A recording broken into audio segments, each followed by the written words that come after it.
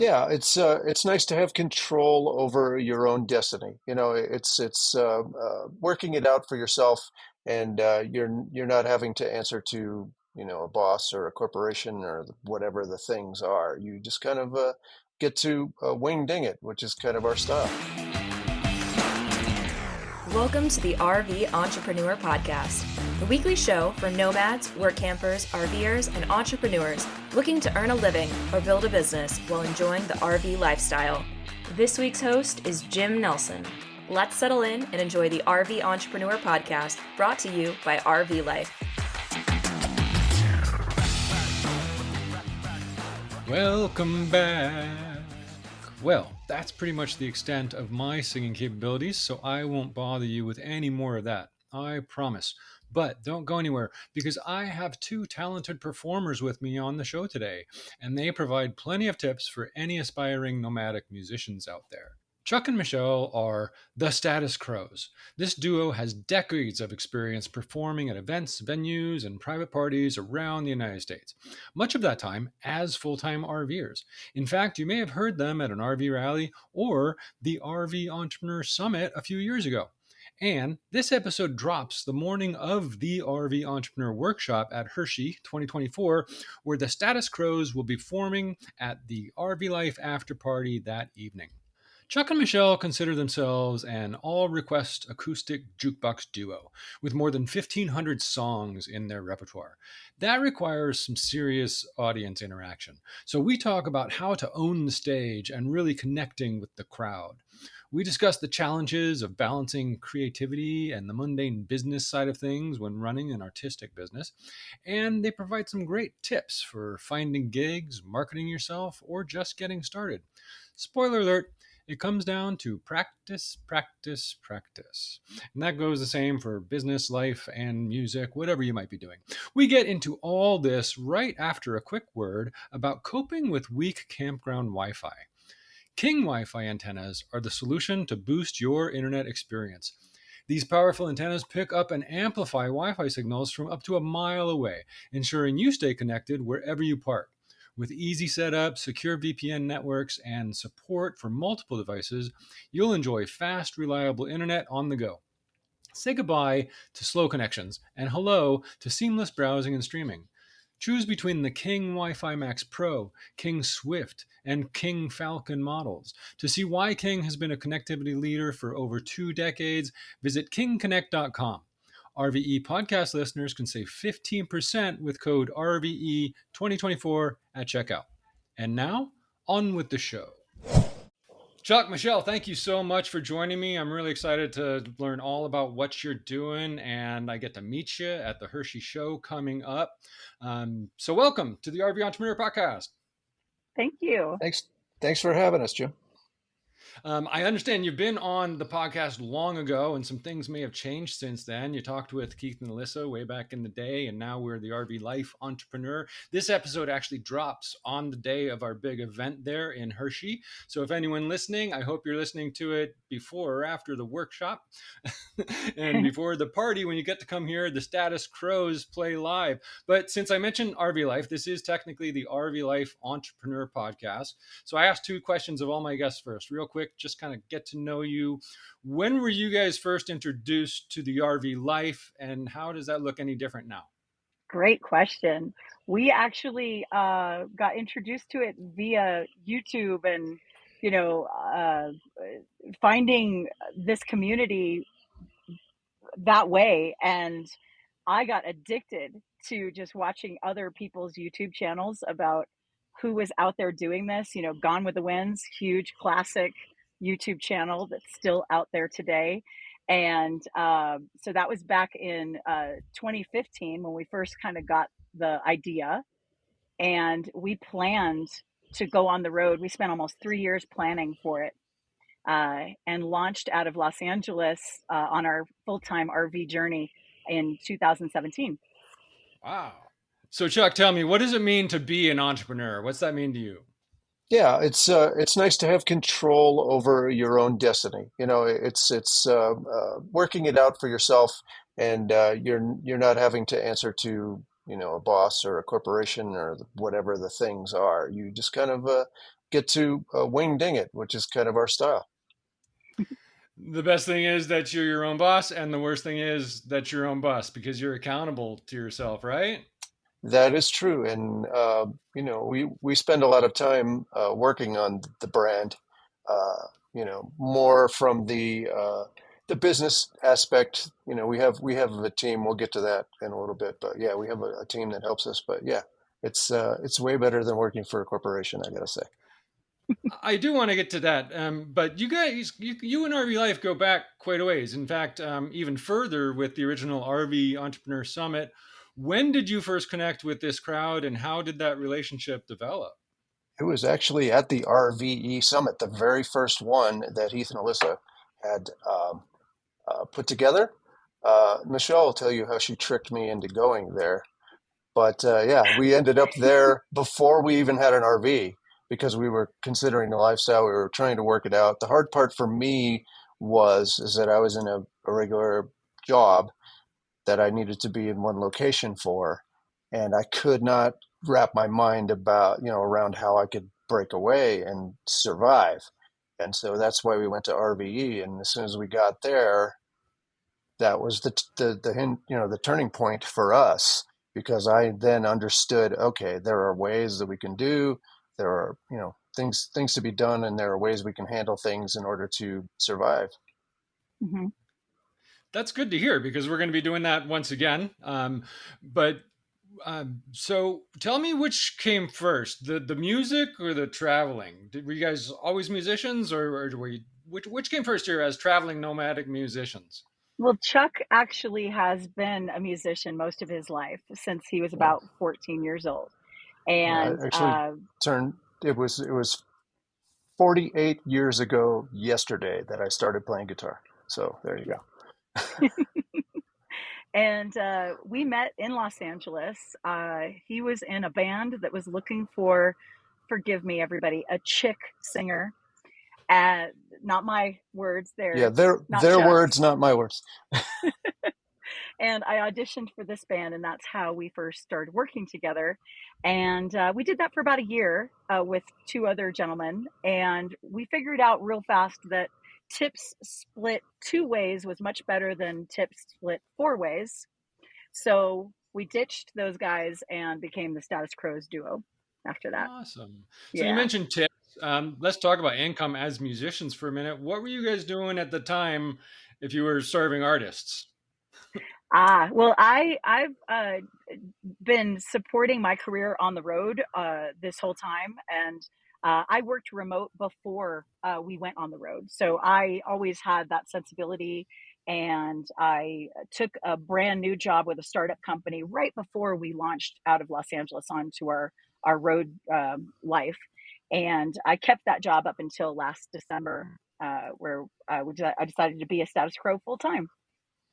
And Fantastic. Congratulations. I had been grinding it out in a telecom company for 32 years.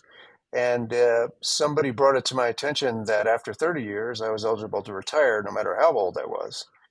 And so when Michelle got the remote job, it was kind of a no-brainer for me. Mm-hmm. And I actually offered to let them, I offered to go remote, but they were like, no, fine, we want to see you in the office. I'm like, okay, fine, I'll see you. It's wonderful how that works out and you get to pursue your passions, and it's obviously paying off now. But let's talk about the music. Tell those listeners about your style. What can people expect when they come see the Status Quos? The Well, we have a hardest thing to wonderful, answer. it really is. We try to answer it. We like to say that anything goes at a Status Quo show because we consider ourselves the ultimate all request acoustic duo. And what we love to do is play to the people that are in front of us. And that can mean a demographic, an age range, or just, somebody coming up to us and saying, hey, do you know this song? And most of the time we'll play it because we know it. Sometimes we will play it even if we don't quite know it. And that's always fun. And then sometimes we'll take a rain check and then do that song, go back and learn it, and come back another show and play it for that person if they come back. We get to most requests. Sometimes it'll take us 2 years to get to the request, but we'll get it. Sooner or later we'll get it. I'll keep that in mind. We'll see if we can stump you. You There you go. mentioned this all request acoustic jukebox duo. Mhm. That kind of sums it up. That's great. But do you have a set list you tend to follow, or is every show all improv? Do you have a backup No. plan? How does it work? So what? Before every show, I put together a list of songs. I put together the whole list, but I put together a list of songs that I think I'm going to play. And I give myself a list of like groupings of songs so that I know if I hit a good vein, if I hit something that it resonates with them, I can take those groupings and plug them in. But honestly, I rarely make it past 3 songs on my set list before we're off in Wonderland. You know, it's the very rare gig where we'll follow that list anywhere farther than 3 songs. So that's kind of like RVing. Our motto is plans are made in jello around here because things tend to change. So you guys are good at adapting and switching it up on the fly there. Yeah, Absolutely. and And that that makes it super fun. Like that's yeah. no show is the same. Um, I can't remember the last time we played the same 20 songs in a row. Like that never happens. Mm, no. I can see how that That's keeps it exciting. Yeah. also it's good for return customers. Like Yes. people who can come see us again the same week. You're not going to get the same show. A lot of bands have a set list, and part of our flexibility is there's 2 of us, so Hmm. we can adapt in a hurry to a lot of different situations. And whereas a band of 4, 5, 6 people, well, everybody's got to know the same songs, and so that's a limitation for them. It's not for us. So Interesting. Hmm. So you've got this wide variety in your repertoire, but do you personally have any favorite genre that you really enjoy performing? I can answer that. go ahead. We have definite opinions on this. I love singing harmony with Chuck. Like that is my favorite thing to do, and because there's a certain resonance between bodies that when you hit that really well, it not only feels good for us, but the audience, even on a subconscious level, maybe not on a conscious level, really gets drawn in and they lean in. You can actually see people physically lean in when we nail those beautiful harmonies together. And I think that's a huge strength for us. Interesting. And for me, whenever we can get the crowd singing or bouncing around and smiling or Yeah. crying or whatever, what I mean, we can invoke something in a crowd, especially fun. uh, it doesn't matter what song it is to me. Like, I'll play songs I don't really like, but I will deliver them with as much passion as I can deliver because I want you to be happy in the crowd. That's my main focus. So And you mentioned hitting that vein. That's obvious. It must be obvious when you do and you feel that energy, and then you just keep going down that road and charging. yeah, and I've had a lot of years of trying to read a crowd. I don't get it right all the time, but I get it right a good percentage of time. And we usually send Michelle out into the crowd early to kind of poke around and say hi and what do you like, and figure out Hmm. things. So Get a feel for things. Yeah, yeah. that's So fun for I, me. I poked around a little bit and I got a feel for things. You're not strictly a cover band. I think I discovered some original tunes. There's something new there. Never mind my mind on your Hmm. website. You Hmm. say, I've always had this problem of overthinking things instead of just letting them be. So clearly a meaningful relationship song there, but talk to me about the importance of not overthinking things. How can that impact the results of whatever we might be working toward? You want that I'm one going or to you let want me to? Chuck answer that Okay. first because he wrote that song. So I'm going to let him Um, answer. Yeah, please. yeah. So if you get too much in your own head, you'll get in your own way, and you become self-conscious, and that will take the fun out of the show, and the fun out of doing it to a degree. I mean, it's always going to be fun, but so don't take yourself so seriously. Play it by ear as well as you're capable of doing it, and I think the audience response is indicative of success, right? Right. How about you, Michelle? What about getting in your own way there? Well, when it comes to personal relationships, especially our marriage and our business partnership, Uh, if you overthink things, you're going to screw things up because you've got to work together.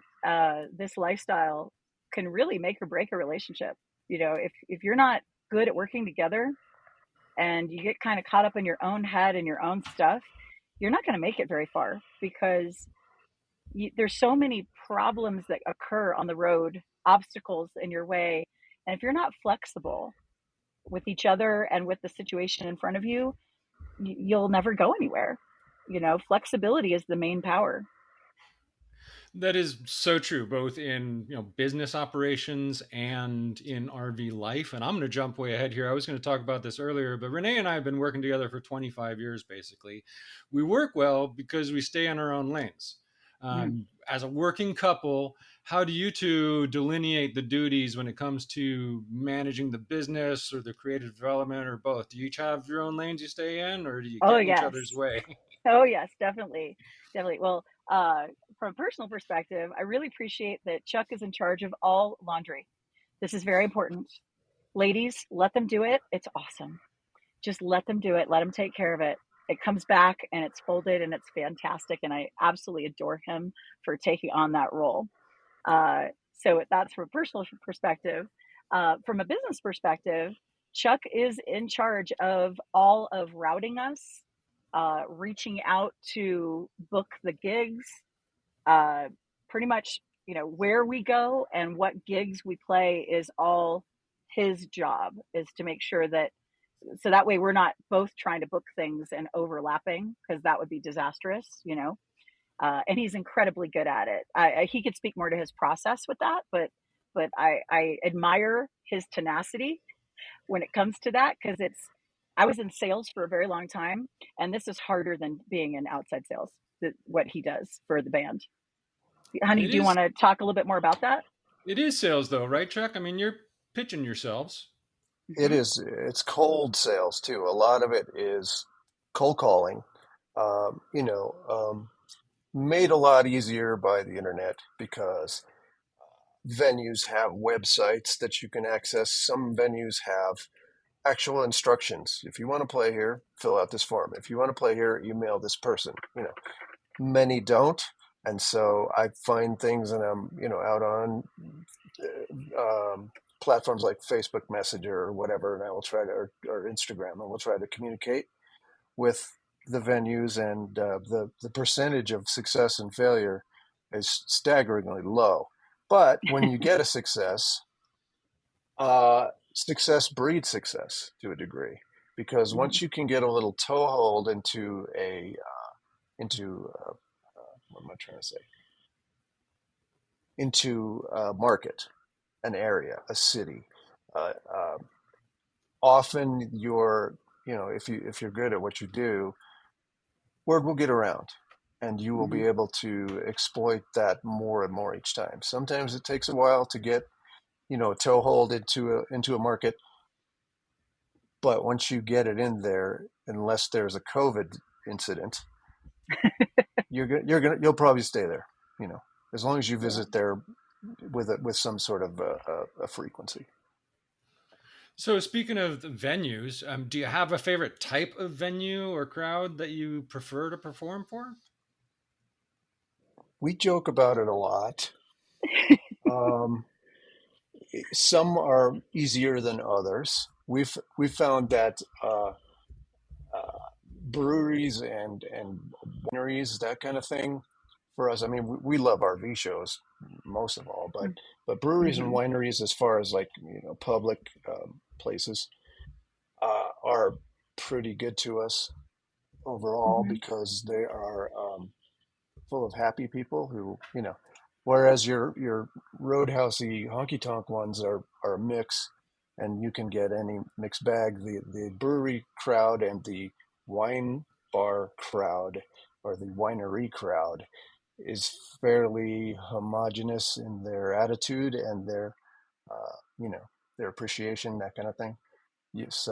So that's the kind that I prefer if you're not going to book me in an RV show or your 10,000 seat arena. Yeah, if the stage has chicken wire all the way around it, we're probably, it's not our favorite. venue to play. We did hear a joke from a musician one time that said, if they're throwing full beer bottles at you, then that means they like you because they're throwing good drinks at you. If they're throwing empty bottles at you, they probably don't like you, and you should probably get out of the venue. But we also do private parties a lot as we go along. Corporate events, not unlike what we're going to do for RV Life at the Hershey Show. Um, we've played to huge venues and little postage stamps of a venue. We don't really discriminate. We love to play, and so we seek out all kinds. And honestly, the crowd makes the show. If you It got a does, good doesn't it? crowd of people who are in a good mood, who want to hear whatever, and we can deliver it, that's going to make the show. We're the conduit for having a good time. Yeah.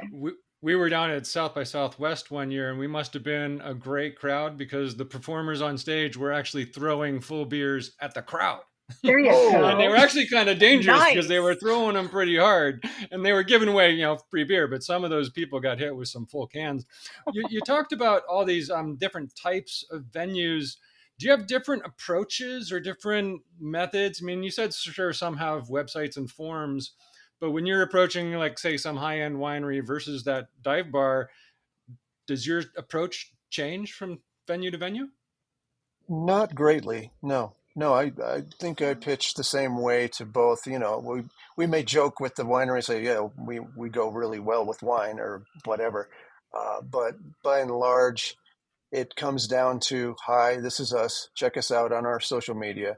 We'll be in town from this date to that date. If you have any dates, we'd love to play.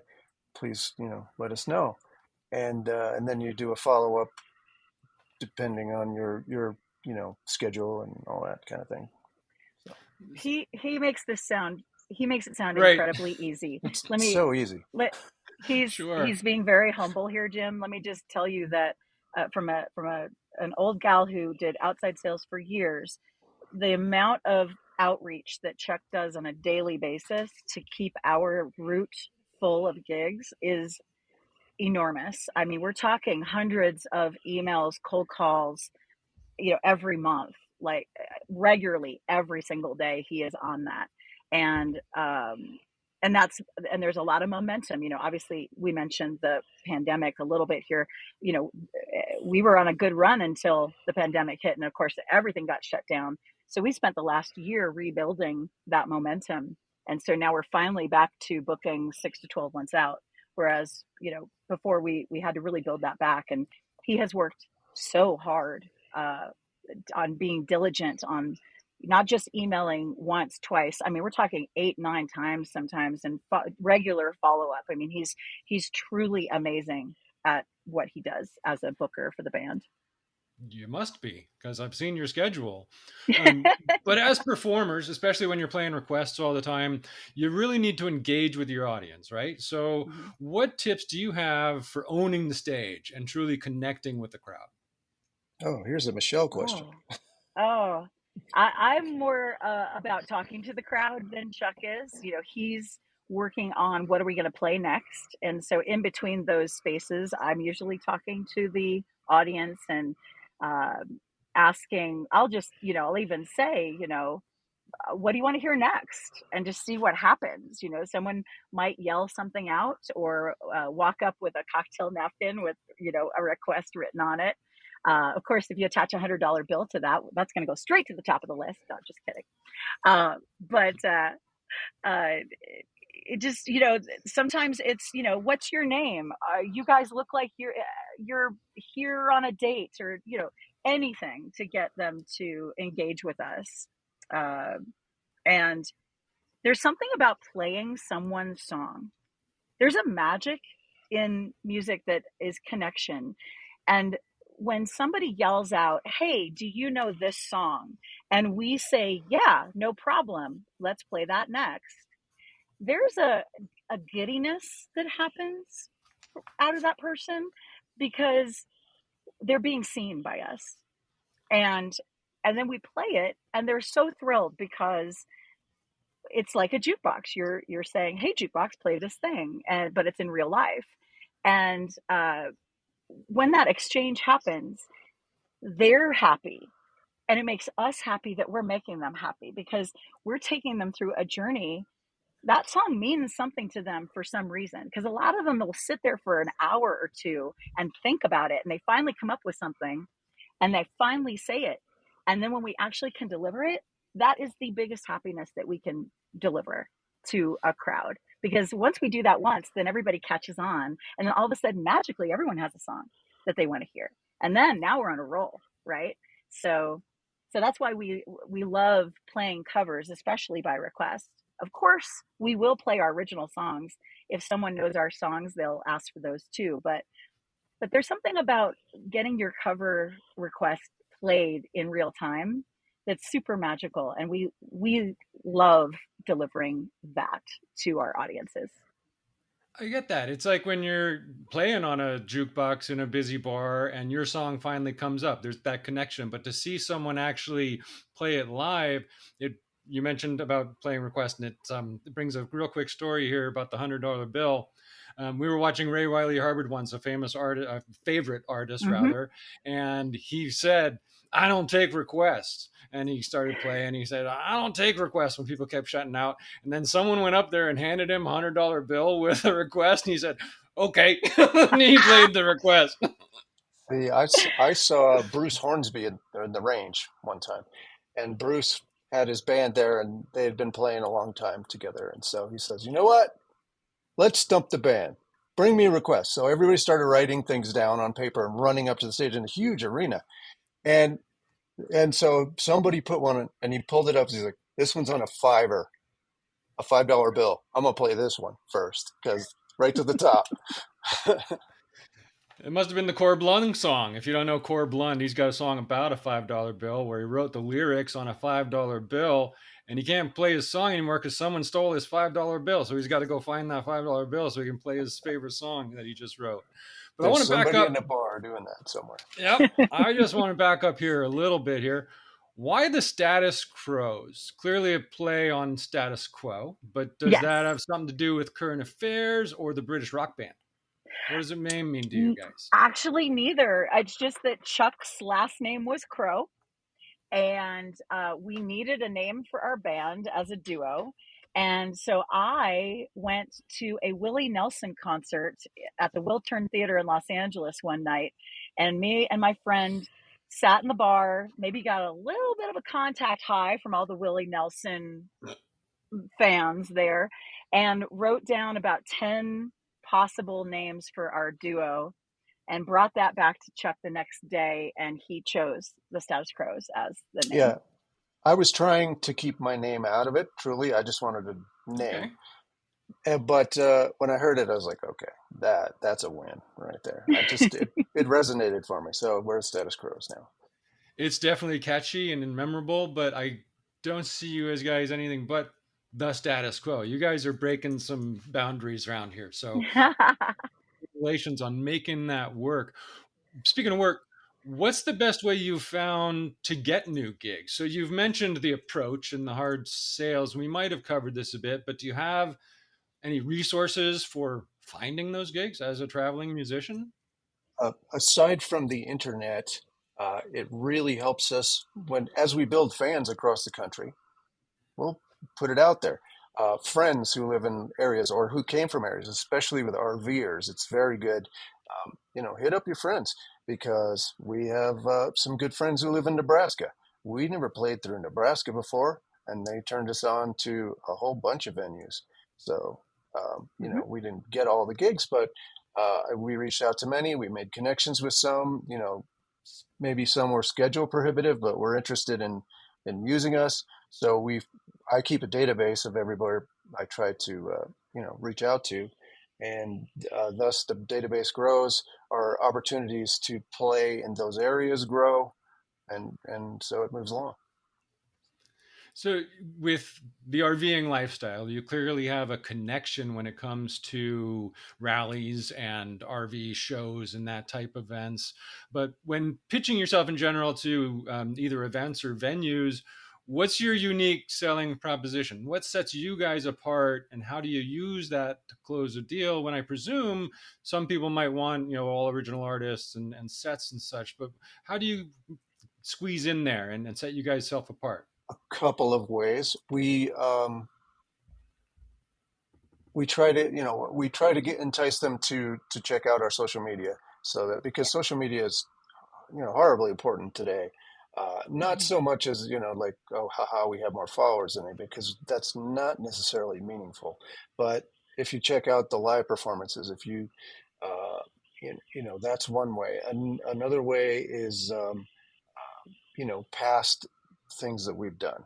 We've done some sizable events, you know, um, and so one would hopefully assume that if I was capable of handling that large crowd, I might be capable of handling your smaller crowd, you know. Mhm. And hopefully the larger events than the ones we've played are looking at it going, well, they handled that big, maybe they can handle our big, you know. Mhm. So we're constantly trying to pitch it, and the sales point for us really is, we'll play your song. If we can play it, we'll play it. And we're not just kidding. We, on the current song list, and I'll have to qualify this after I tell you, the current song list for our show stands at 1,648 songs. Wow. So we can't play every song. And that's not a viable thing for anything, nor is it a viable thing for any jukebox. The only people who can promise that is maybe a DJ. Mhm. But we can play a lot of songs. And even if we can't play your exact song, we can see what you like. And once we figure out what you like, we can trade you for something that that you'll probably get into. And that's a big Nice. selling point for us, because Mhm. we're very adaptable, we're very versatile, we're very, fluent. Now, we have 1,648 songs on the list. We talked about songs that mean things to people. And for these, I say, especially the like the rare, unique ones, I call them pet songs. They're songs that mean something to you. It may be a very deep cut on someone's album. I have pet songs on there. Probably of that 1,600, 400 are my pet songs, and 200 are Michelle's pet songs. So we're down to 1,000. But still, I can get a lot of miles out of 1,000. And the Mhm. real fun connection then becomes when my pet song is Jim's pet song. Jim will come up and say, "Oh, you don't know this." Oh, yes, I do. And then away we go. And that's an even deeper connection than, Sure. do you know Brown Eyed Girl? Right. It's much deeper than when we both want to hear the same Toad the Wet Sprocket song. So But then your heart's in it. The audience member has their song heard, and there's that connection, and that spreads throughout a crowd. Mm-hmm. Um, we've met but a I few Not always to performers. mention, also too, just for logistical perspective, you were asking, what sets us apart. We are so nimble. We live and work out of this van that we have. We call her Guinevere, and she is also fully equipped for solar. She is an off-grid machine, and we have very often plugged ourselves into the van, put out our awning, and performed right there off-grid for someone in the middle of nowhere. So so we're very easy that way. Like, we're it's just two of us, and we can deliver that kind of size show with very little fuss, I think. And that also too lends we win gigs because of that. Facing the summer heat in your RV doesn't have to be a challenge. Cool RV offers a simple yet revolutionary solution to improve your air conditioning efficiency by up to 60%. Priced affordably at $84.95 each with complimentary shipping. Make the smart move to a cooler RV at coolrv.com. That's cool with a K, RV.com. Podcast listeners can save 5% with code RVLife. and the van gives us versatility in many, many different ways. We started out with a Sure. Class A big one, of 40, almost 40 feet, in a tow car, and we used to travel around in that. Um, the downside was we would have to leave the big rig outside of a city. Like, a lot of gigs are in cities. Some of them are in the Mm-hmm. desert, and it's fine. But if it's in a big city, if it's in Phoenix, if it's in LA, if it's in Chicago or St. Louis, you have to park that somewhere outside because the parking fees in a major city are obscene if you can get a space at all. Right. Mhm. So you have to kind of go to the outskirts and then drive in. So you're adding some time to the setup. You're adding some time to the gig.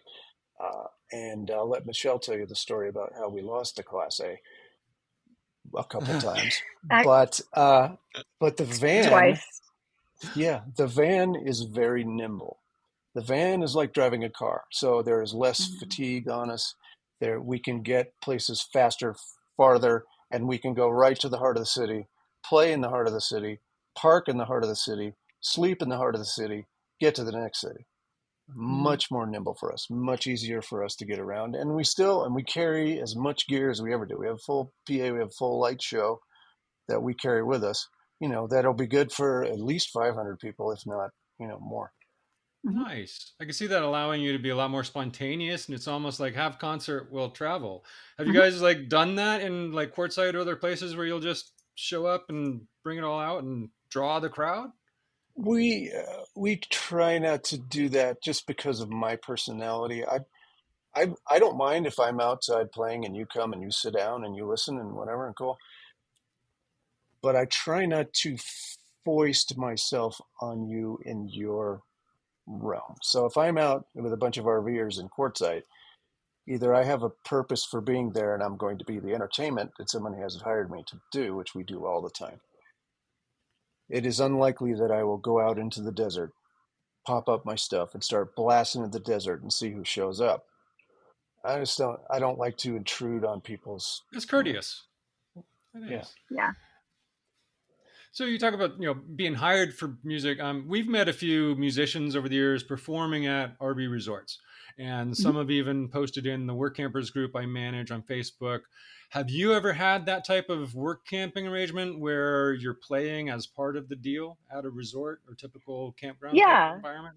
Yeah, Yes, we definitely. have. We've had many RV resorts that have hired us, and in addition to paying us for our show, usually we'll build in a week stay or something like that, Okay. so that we can enjoy the resort itself, and that works out really well. I was thinking in particular of a couple we met, the Whitfords down at the Lajitas in Terlingua, and they had Mm. a regular set every Friday night at the resort. And it was a fun Mhm. little intimate concert, but they also, stayed there for free and I'm sure they had some sort of arrangement there.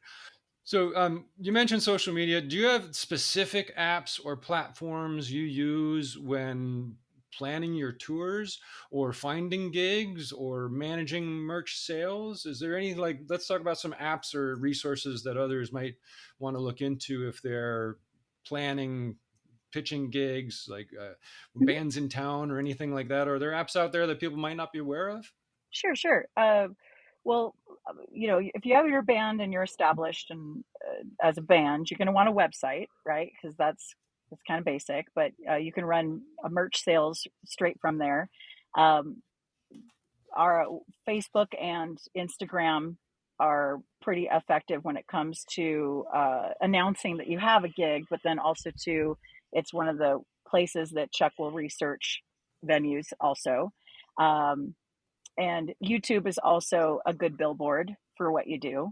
And having a decent set of promotional photographs, people usually, when you do book a gig, they're going to want to see some kind of electronic press kit.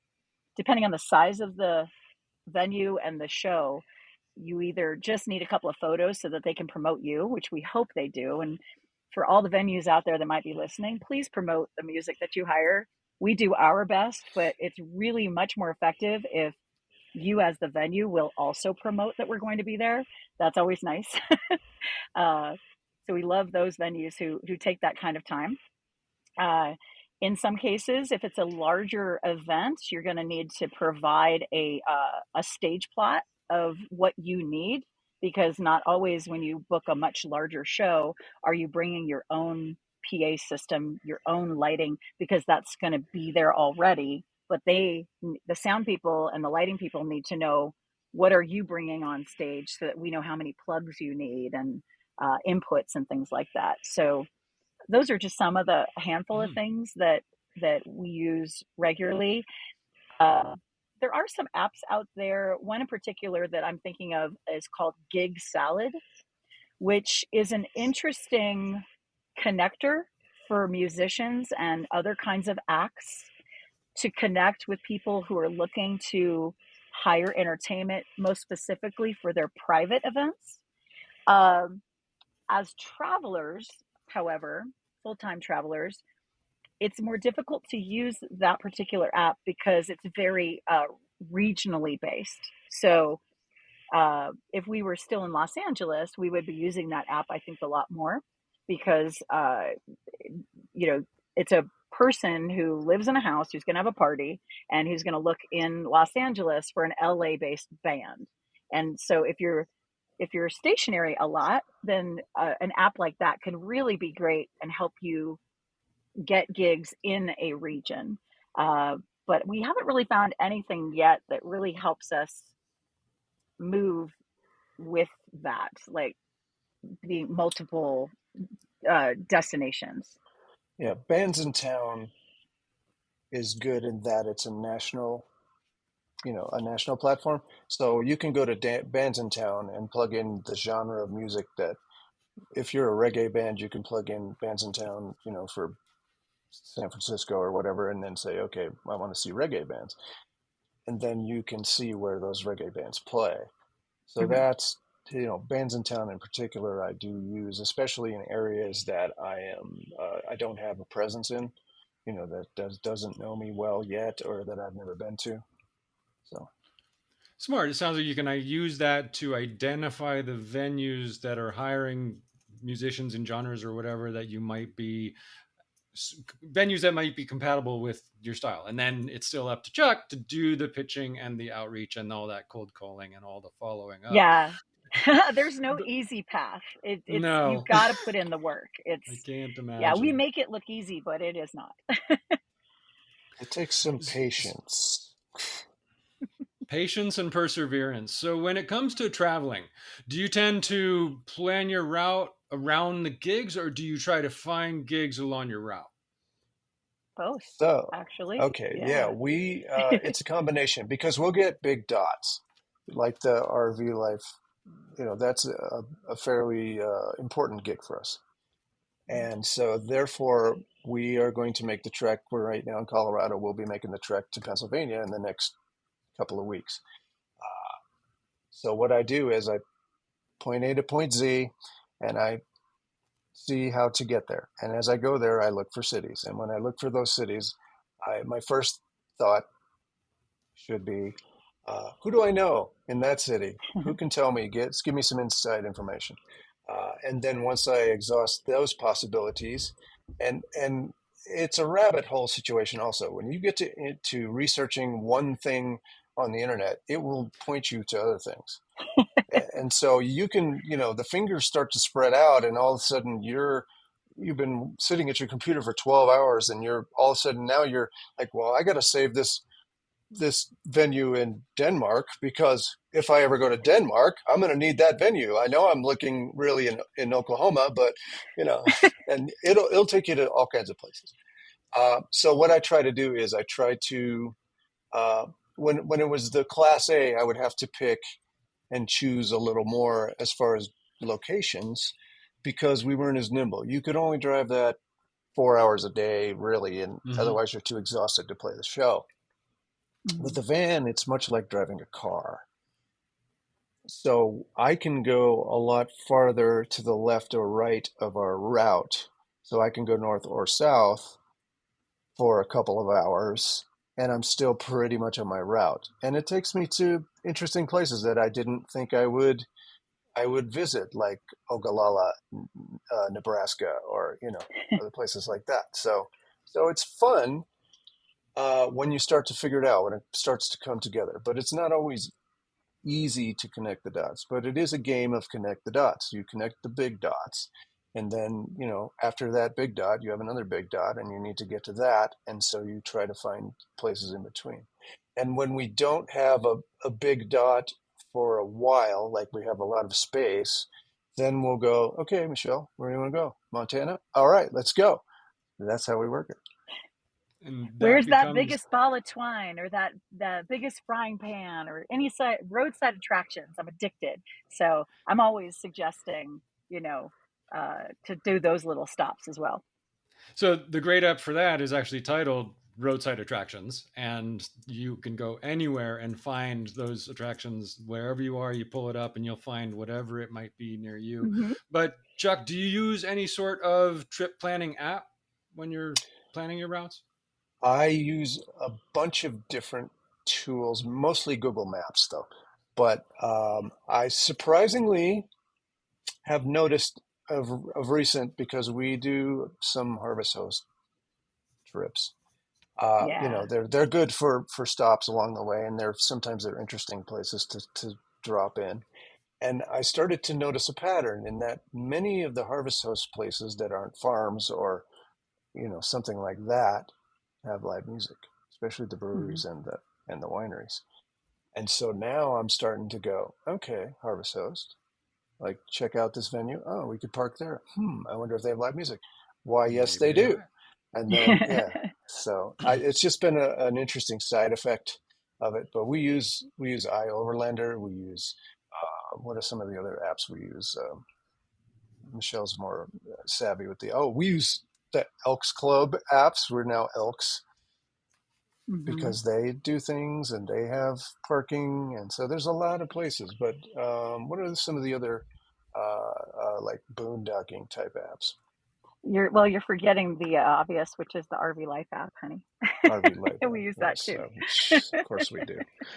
Good I'm plug for sorry. Trip Wizard. Thank you there. Yes, I Yep. totally use the RV Life app, and all those things. So it sounds like, all of this fun is a lot of work. How do you guys balance the creative work with the mundane business side of things? How's that all play out in the end? Well, gosh, there's a huge community on the road. As you know, Jim, you and your wife probably have met so many amazing friends along the way in your journeys, and uh, we joined the Escapees Club many years ago before we even had an RV. When we were at that original RV Entrepreneur Summit, it just so happened that the owners of the Escapees Club at the time, Travis and Melanie Carr, were also there, and so they told us about their club. And uh, through joining that club and then going to a lot of those events, we have gathered up this amazing chosen road family that we don't get very far without running into somebody we know. And so some of that downtime is spent just hanging out, or maybe hooking up with a few people who are going a certain direction, or going to go to some destination, a festival, music festival, or a national forest we haven't been to yet. And we love, spending time with other uh, nomadic friends. That's truly one of the best things we can do on our off time. And it's always fun when we're in a place that we don't have any real toehold, like we don't have a following or whatever. And RVers will show up 300 miles away. They'll just pop in like, surprise, we're here. And it makes the venue happy, and it makes us happy to see them. And it's so much fun because, you can tell where we're going to be just by looking at the schedule on the website. So that makes it special. That's awesome, and it shows as being established. But what kind of tips might you have for the aspiring nomadic musicians out there? Where does someone begin, aside from busking, if they want to support their lifestyle on the road? Yeah, I have strong opinions about this one. You know, the most important thing is your craft before anything else. You have to be practicing every day. We practice our craft every single day without fail. We rehearse together every day. And your act, whatever your act is, needs to be really solid. And that's first and foremost. You can have great photos and a great website and an active social media presence, which are all necessary to get those gigs for sure. But if you're blessed to be hired and then you don't deliver, you might not get hired again. And what we have found is that venues talk to each other. And if you're not if you're not up to snuff, if you're not able to perform at a professional level, you won't get hired again. You know, you'll pass through that town again and they'll say no thanks, you know. And that doesn't happen to us. In fact, we leave an area and they're already calling us, hey, can you come back in 6 months? And so that's why we're booked out 6 to 12 months in advance. But that's a huge source of pride for both of us. Chuck's like we said earlier, 40 plus years professional musician. I dropped into this. I was always a performer, but I was never a singer in a band. And so that was a new skill that I had to embrace and learn. And I took it very seriously because I'm working with a guy who really knows what he's doing. And I wasn't going to be the weak link in this duo. And so being a band that practices every day, I think is one of the best things you can do when you're first starting out, and know your stuff and be able to really deliver a solid show. That's absolutely number one priority. So that's my first point is craft. It's all about craft. But if you're a new artist, if you're just starting out playing, you're just starting out, go to the open mics. Go to open Mm-hmm. mics and watch other people do it and get out there and do it. And it'll be really scary and hard. But there's a good start for you. So go to your open mics in your town. You know, there's several websites. I can't think of any off top except for maybe openmic.org.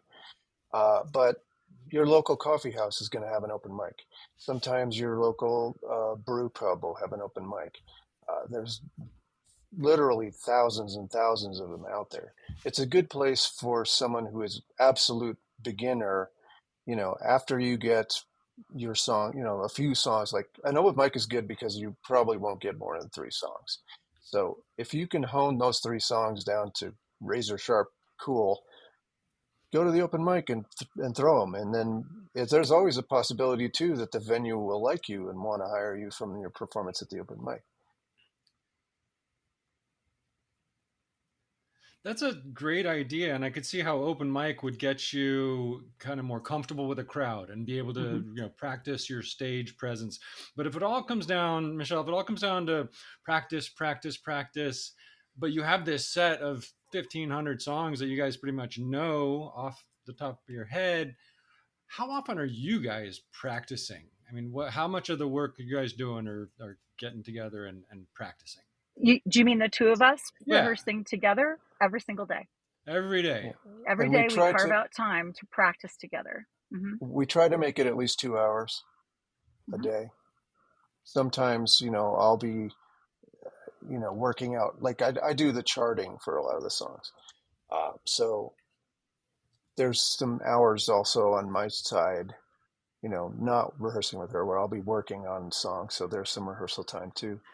So yeah, it takes hours in the day, but it's worth it, you know, to do it.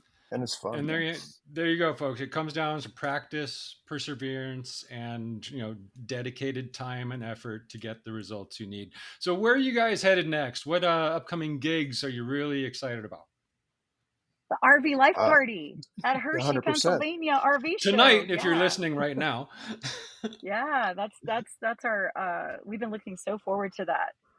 We've never actually attended the Hershey RV Show before, so we're excited to attend that and of course perform for all the fine folks that are going to be there at the RV Life Party. But we are, like Chuck said, we're currently in Colorado, and he has cooked up a nice list of shows on our route on the way to Pennsylvania. We mentioned Nebraska, which we've never played Nebraska. We've always just shot right through there. And Kansas. We love Kansas. We've played in venues along the way in Kansas many times, and we're going to return there this time. And then, of course, fast forwarding through the end of the year and into 2025, we're going to be playing Escapers Bash in Lake Havasu in January. and then the Escapade in Tucson in March of 25. And so we're looking forward to those big gigs as well, because those feel like home to us.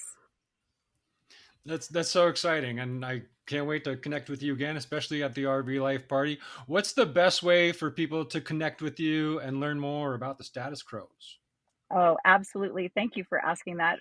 We love it if you'd go to our website, just statuscrows.com, because that's where we keep our calendar most current. So if you're looking to catch us on the road and attend a show, which we would love to see you out there, that's the best way to find out where we're playing on a moment's notice.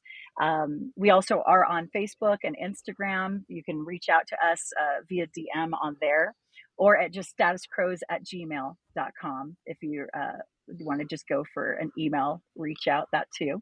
And And if Chuck, you're anything else I'm forgetting? no, the important thing though is when you're looking for Status Crows, it's CROWES for the website, for the band, for all the things, because you go other places if you don't add the ES on there. Very good then. Crows, not crows. So Exactly. Right. thank you guys so much. I'm really excited to meet you and look forward to spreading the news about where you're going to be. So thanks again for joining me. Oh, thanks for Excellent. having us. This was really fun. Chuck and Michelle are a fun duo for sure, and I cannot wait to see them perform, which may have already happened at that RV Life after party this evening. But I really appreciate what they had to say about practicing your craft. That rings true for any performance, whether that be on stage or at your computer. If you can't deliver on your promises, nobody's going to hire you again. That bit about getting in your own way, that really helps too, whatever it is you're doing. It reminds me of the parable about that hungry donkey standing directly between two bales of hay. It looks at one, then the other, deciding which one to eat. It keeps looking at each bale back and forth until it starves to death. So don't be a donkey. If you want results, you got to do the thing. And if you want to succeed, you got to do it again and again until you think you've got it down, and then you do it again. If you need practice on something, why not reach out to fellow RV entrepreneurs in the RVE Facebook group? You can connect to get feedback on that project or just share your latest hit. And if you liked this episode, please share it with others. If not, let us know why at therventrepreneur.com. RV Life Pro isn't just a service. It's an all-in-one solution designed to make your RV experience simpler and more enjoyable. From planning your trip with precision to maintaining your RV with ease, we've got you covered every step of the way. Don't just survive the RV lifestyle, thrive in it. Visit RVlife.com to discover more about how RV Life Pro can enhance your journey.